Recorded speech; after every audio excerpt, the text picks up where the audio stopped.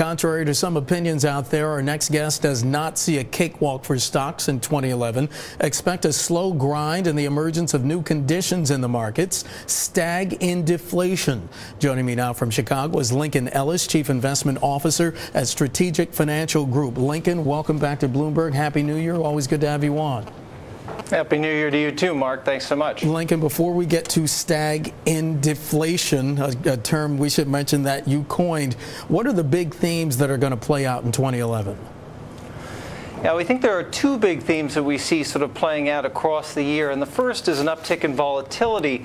We saw that sort of begin to creep into the market at the end of the year, specifically getting itself expressed in fixed income markets, and as we know, once volatility begins to creep into fixed income markets, it eventually spills out into other publicly traded markets like equities. So that's the first one. The second one is the sort of emergence of this low growth scenario in the developed economy, really sort of play further on the Allarian's new normal, but one that I think we will really have to come to grips with, certainly in the second half of 2011. Lincoln, you mentioned volatility. What's going to be driving that?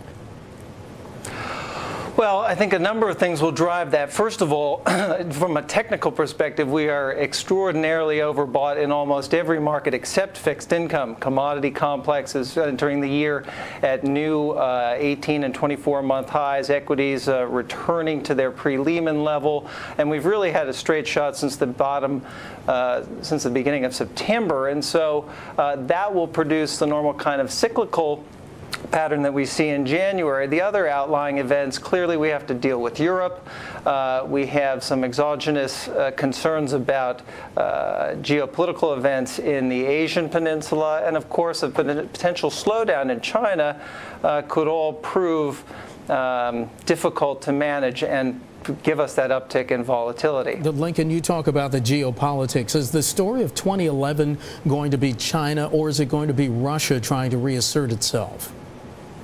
Well, we actually think it will be Russia trying to reassert itself in the context of the Chinese sort of emergence on the stage.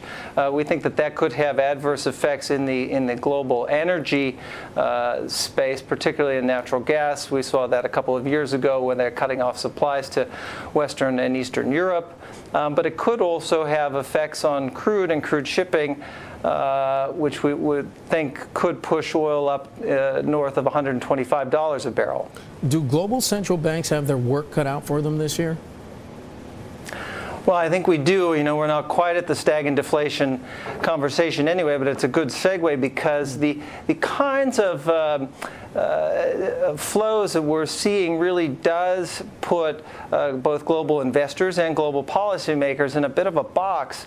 We're going to see these conditions, these concurrent conditions of inflation, deflation, and stagflation all resident inside a lot of the developed economies, and we wouldn't be too surprised if we see it emerge in some of the emerging economies as well. And so while we'll have to tamp down on inflation, it's not the ideal time to be raising interest rates, particularly when asset prices that are so interest rate sensitive, such as housing or home prices, would have serious adverse effects.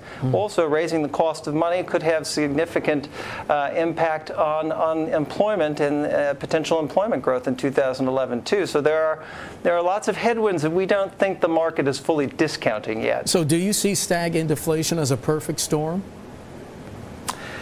It could be the perfect storm, and it will prove very difficult again for investors and policymakers to navigate.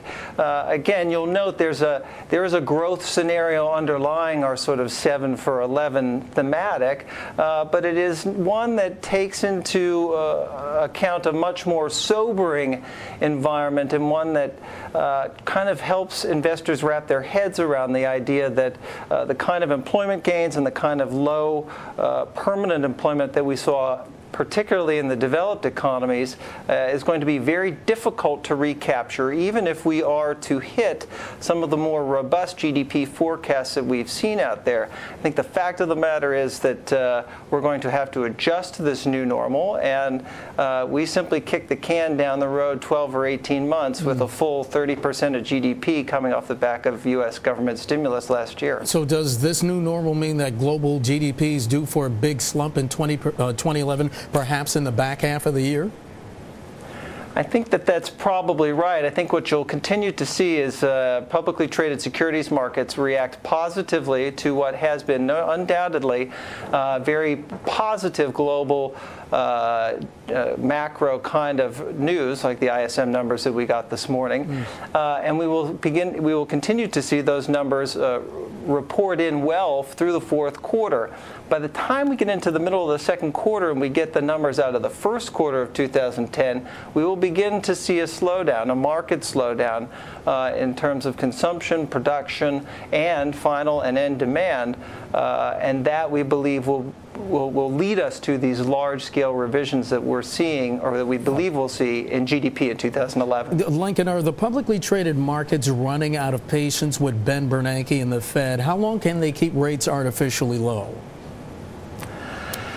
Well, it is, I mean, clearly since QE2, there has been some kind of market reaction that we're still trying to ourselves wrap our heads around, with interest rates rising at both the 10 and 30-year levels between 25 and 50 basis points.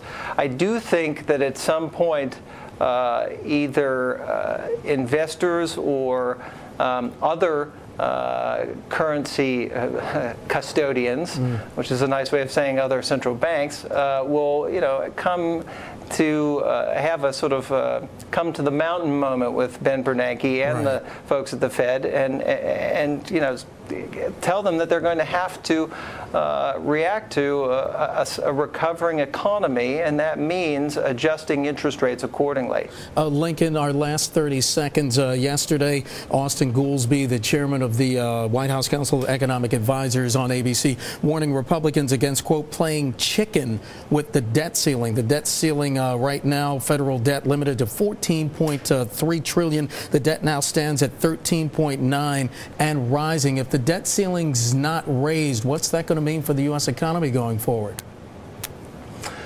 Well, it could put us temporarily insolvent, but I don't think that anybody is going to end up playing chicken with it. I do think that there will be some very interesting horse trading that goes on in exchange for the votes to raise the debt ceiling, and I think that those will come on the back of both the kinds of social spending that we've done, and then also some of the tax credits and things of that nature that we've often held out for large businesses. So it'll be a very interesting thing to see, again, both the horse trading and the outcomes for both social programs and big business. They're both at risk in that moment. Lincoln Ellis, Chief Investment Officer, Strategic Financial Group, joining us. Lincoln, always good to have you on and to hear your perspective. Thanks so much. Appreciate it. Thanks, Mark. Appreciate it.